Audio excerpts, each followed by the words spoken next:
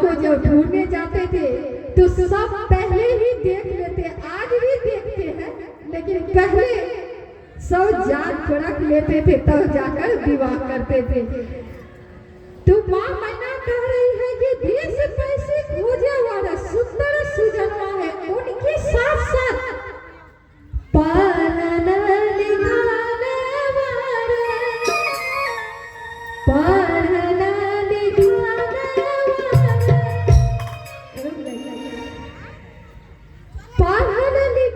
वाला सुंदर यानी चतुर महात्मा है, और उनके साथ साथ पढ़ा लिखा होकर भी आजकल बहुत उन्नत घूम रहे हैं, पढ़ लिख कर भी सिद्धवान नहीं है, गुणवान नहीं है, उदंड घूम रहे हैं। तो ऐसा उदंड नहीं होना चाहिए, पढ़ा लिखा वाला चतुर भी होना चाहिए, महान भी होना चाहिए, उनके साथ साथ उदंड नहीं, चाल चलन दुल्हा के ठीक होके, दुल्हा शराबी न होके, दुल्हा जुआरी न होके, दुल्हा जो है चाल चलन ठीक होना चाहिए, उनके साथ साथ सिद्धवान होना चाहिए, गुणवान होना चाहिए। और इतना ही नहीं, ओ तम दीर्घायु सुख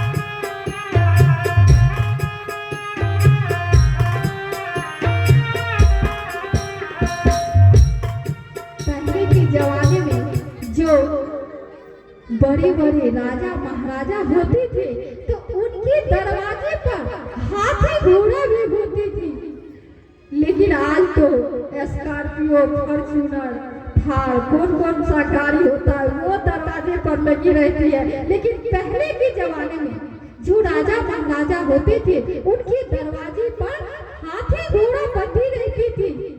क्या बात सही है कि नहीं? बात सही है कि झूठ बोल रहे हैं? बात सही है। बोलिए श्यामा रामचंद्र भगवान की, हनुमान जी महाराज की। तो पहले के जमाने में हाथी घोड़ा भी बंधी रहती थी। तो माँ मैना हिमाचल जी से कह रही है कि लड़का पढ़ा लिखा होना चाहिए, चाल चलन ठीक होना चाहिए, उनके साथ साथ लड़का जो है स्वस्थ होना चाहिए, उत्तम दीर्घायु योग सुख संतनवा है, उनके साथ साथ संपत्ति भरल घर सुंदर मकानवा है। लड़के में इतना गुण होने के बावजूद और क्या होना चाहिए? तो